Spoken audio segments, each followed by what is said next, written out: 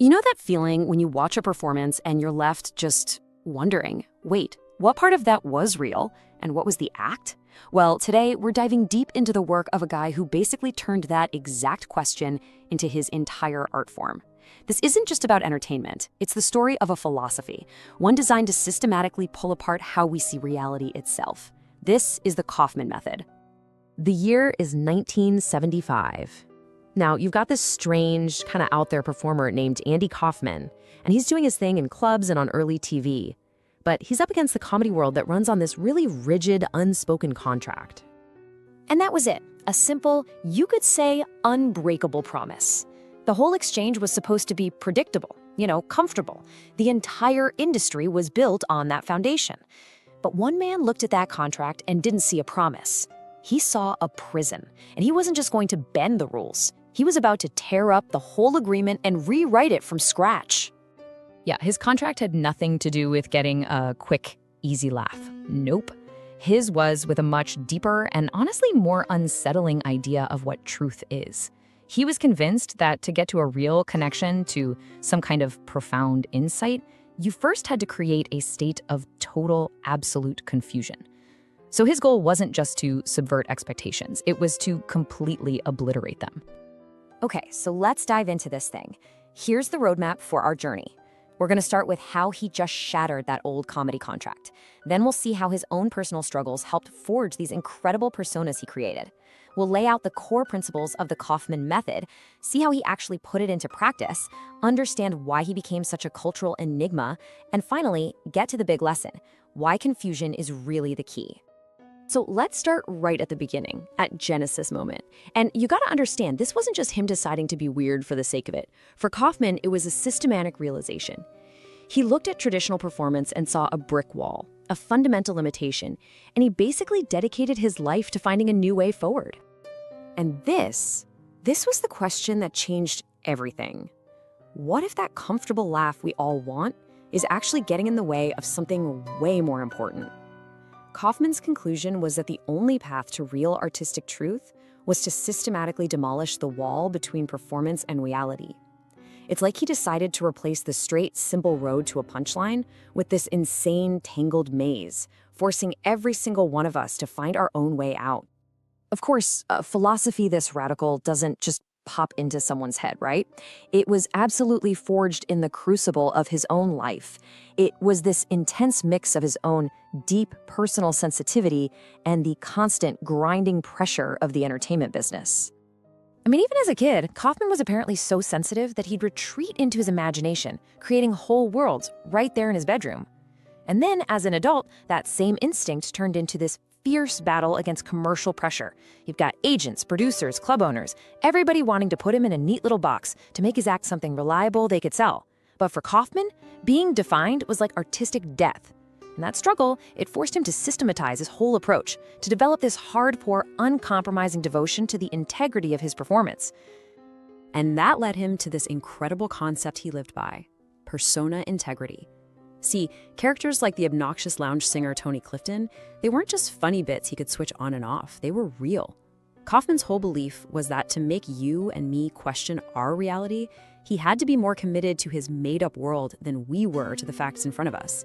He'd literally send Clifton to do interviews for him. He'd have Clifton get fired from his own shows. It was this total, systematic commitment to a lie to get to a bigger truth.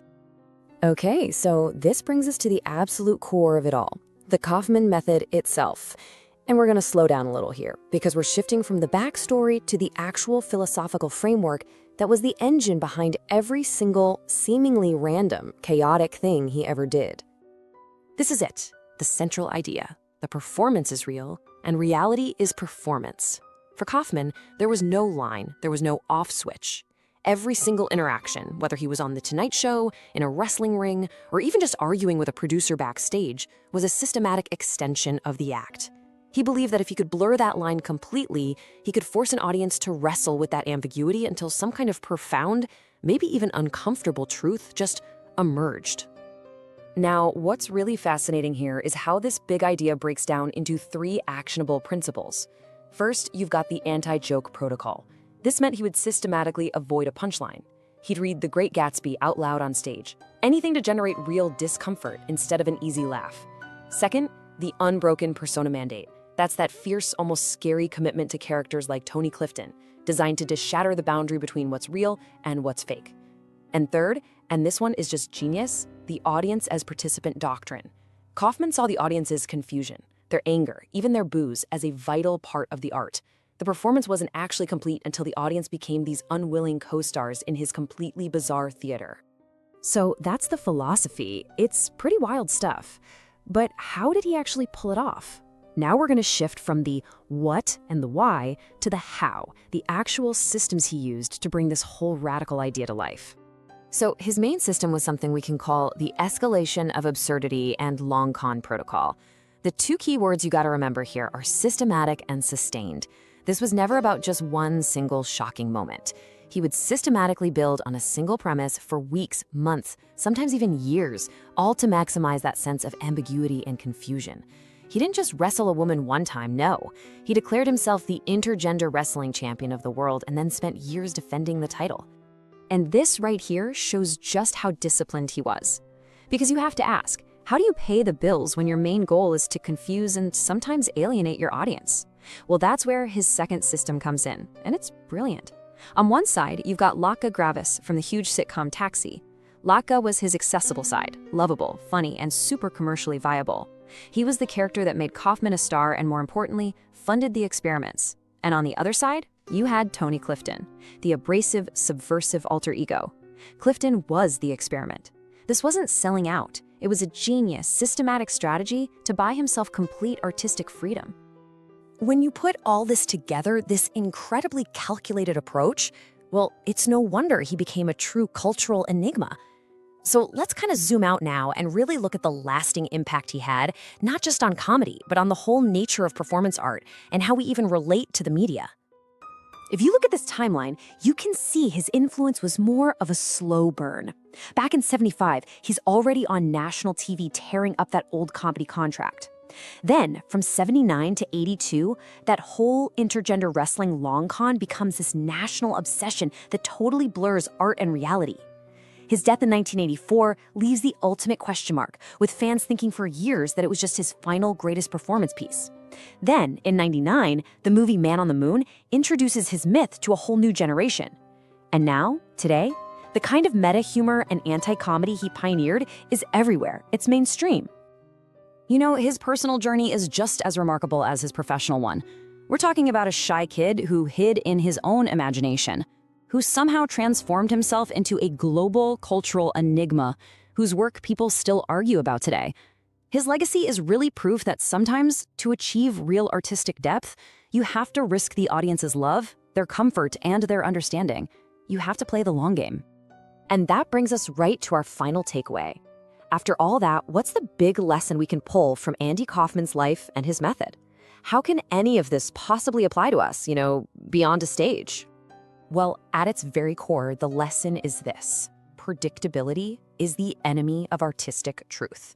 And it doesn't matter if you're an artist, an innovator, or really just anyone trying to think a little differently. The Kaufman Method urges us to fight against that easy validation we get from just giving people what they expect.